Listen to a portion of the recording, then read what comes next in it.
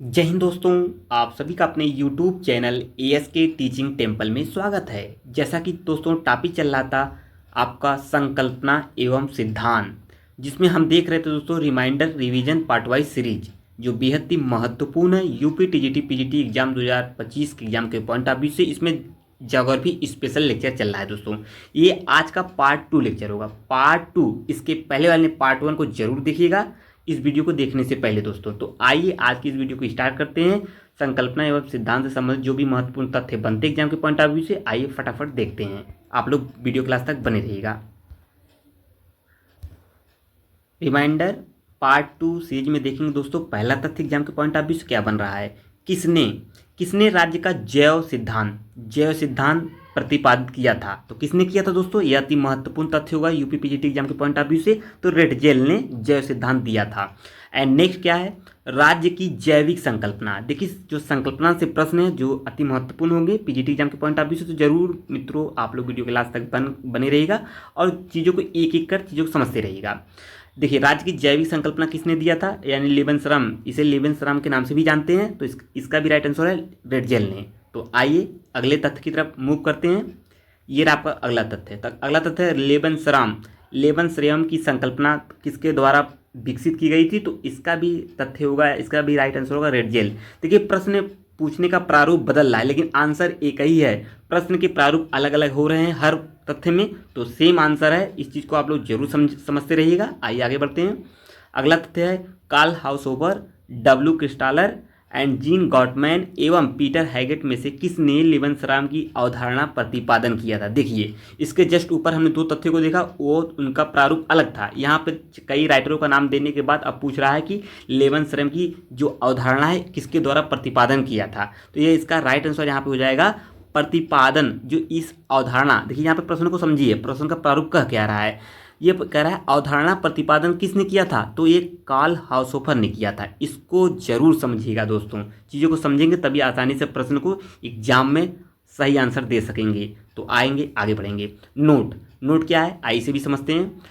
Austrian उपन्यासकार Stephen ज्वेग लेबनसराम की अवधारणा का श्रेय इन्हें जाता है, जो जर्मन राजनीतिक भूगोलवेत्ता कार्ल हाउसओवर को देते हैं। कौन, ये देखिए प्रश्नों को यहाँ पे नोट जो है इसे आप लोग जरूर समझिएगा क्या कह रहे हैं। एक बार पुनः हम लोग समझेंगे और पुनः पढ़ेंगे। ऑस्ट्रियन उपन्यासकार स्टीफन ज्वेग लेबनसराम की जो अवधारणा का श्रेय जर्मन राजनीतिक भूगोलवेत्ता कार्ल हाउसओवर को देते हैं। कौन दे रहा है, स्टीफन ज्वेग किसे दे रहे हैं, कार्ल हाउसओवर को दे रहे हैं। जबकि लेबनसराम की जो प्रचलित करने का श्रेय है, लेबनसराम की जो अवधारणा को प्रचलित करने का जो श्रेय किसे दिया जाता है, जर्मन भूगोलवेत्ता फ्रेडरिक रेडजेल को दिया जाता है। दोनों तथ्यों में अंतर है, यहाँ पे आप लोग समझ लीजिएगा। ठीक है, आइए आगे, मुझे आशा है आप लोग समझ गए होंगे। आइए आगे बढ़ते हैं। ये रहा अगला तथ्य एग्जाम के पॉइंट ऑफ व्यू से।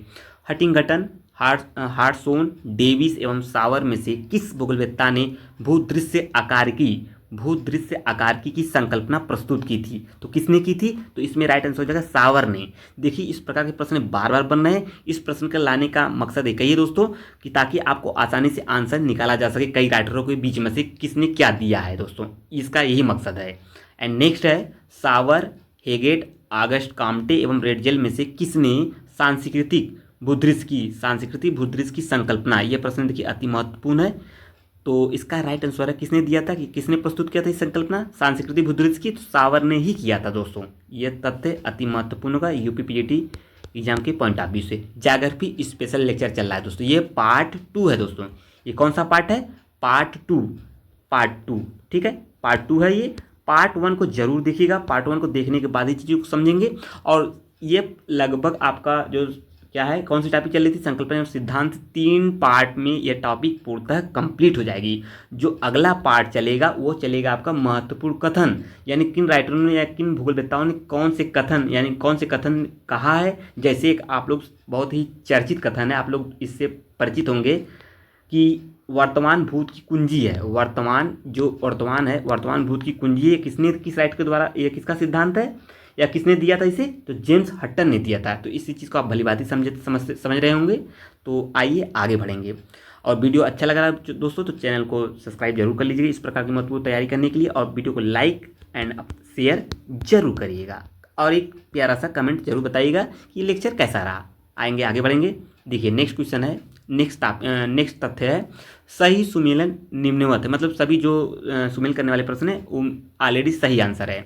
एक तरफ आपका विद्वान होगा, दूसरी तरफ सिद्धांत होंगे। आइए देख लेते हैं कौन सा, किस विद्वान का कौन सा सिद्धांत दिया गया है।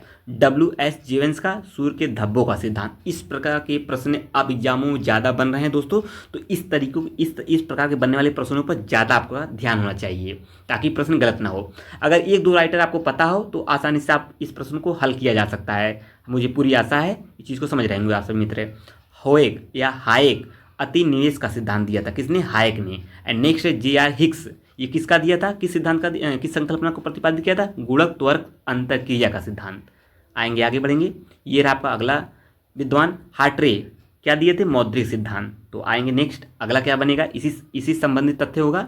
सही सुमेलन इस प्रकार है, एक तरफ विद्वान होंगे दूसरे, एंड अगला उसका किस विद्वान का क्या विचार, क्या संकल्पना रहा है इसमें, तो ये भी सुमेलित है जैसा कि हमने पहले बता दिया। तो आइए देखते हैं कार्ल सावर का क्या है?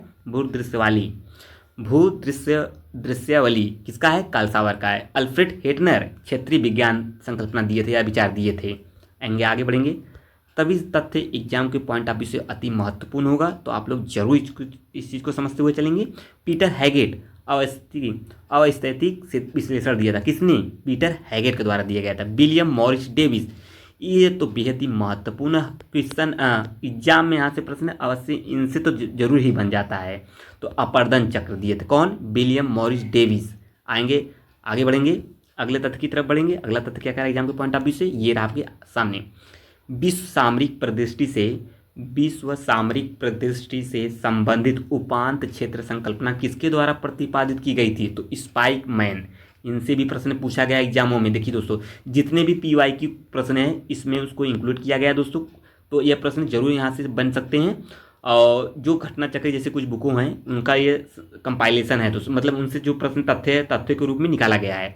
तो इस चीज़ को आप लोग जरूर मिस ना करें, इसको जरूर फॉलो करके सभी चीज़ों को समझते हुए चलेंगे। आगे ये रहा आपका अगला तथ्य क्या है? सार्वभौमिकता, या कह सकते हैं सार्वभौमिक एकता का सिद्धांत किसके द्वारा प्रतिपादक इसके प्रतिपादक कौन थे? तो ब्लास थे। किसके? सार्वभौमिक एकता का सिद्धांत। संकेंद्रीय पेटी सिद्धांत, खंडी सिद्धांत, केंद्र स्थल सिद्धांत, बहुकेंद्रीय सिद्धांत में से कौन से संबंधित नहीं हैं? तो केंद्र स्थल सिद्धांत ये संबंधित नहीं है। इस प्रकार के प्रश्न को आप लोग समझते हुए चलेंगे। आगे जियोग्राफिकल पिवट ऑफ हिस्ट्री, महत्वपूर्ण बुक है, इसे आप लोग इंपॉर्टेंट कर लीजिए, स्टार कर लीजिएगा। जियोग्राफिकल पिवट ऑफ हिस्ट्री संकल्पना का प्रतिपादन किसने किया? तो राइट आंसर इसका मैकेंडर ने। 1 से 2 बार इसलिए मेरे द्वारा बोला जा रहा है दोस्तों, ताकि मेरे द्वारा कही हुई बात आपके दिमाग में डायरेक्ट हिट करे, ताकि एग्जाम टाइम आपके मतलब मेमोरी में लॉन्ग टर्म तक ये चीज़ें शब्द स्थायी रूप से बनी रहे। यही मकसद है दोस्तों 2 से 3 बार किसी चीज़ का नाम लेने का। आगे हृदय स्थल संकल्पना के प्रतिपादक कौन थे? ये भी महत्वपूर्ण है। इसका राइट आंसर मैकेंडर। यहाँ से मैकेंडर से प्रश्न बना हुआ है। आप लोग PYQ से प्रश्न, आप लोग PYQ का अगर बुक रखेंगे तो वहाँ से आप चीज़ों को समझ सकते हैं। ठीक है, आगे जियोग्राफिकल ट्रीटीज की संकल्पना सर्वप्रथम किसने प्रतिपादित की थी? तो स्ट्रैबो ने की थी। ठीक है दोस्तों, वीडियो छोटी होगी बट इंफॉर्मेटिव होगी एग्जाम के पॉइंट ऑफ व्यू से, तो आप लोग वीडियो के लास्ट तक बने रहिएगा और चैनल को जरूर सब्सक्राइब कर लीजिएगा।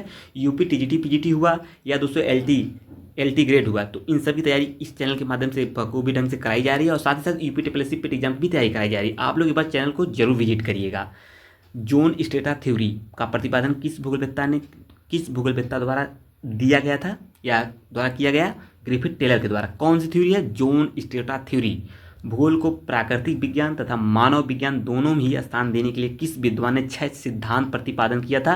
तो अति महत्वपूर्ण होगा UP PGT एग्जाम के पॉइंट ऑफ व्यू से। तो इसका राइट आंसर है फ्रेडरिक रेडजेल ने। किसने किया था? फ्रेडरिक रेडजेल ने किया था। 6 सिद्धांत प्रतिपादित किए थे मानव और प्राकृतिक विज्ञान का। ठीक है, आगे बढ़ेंगे।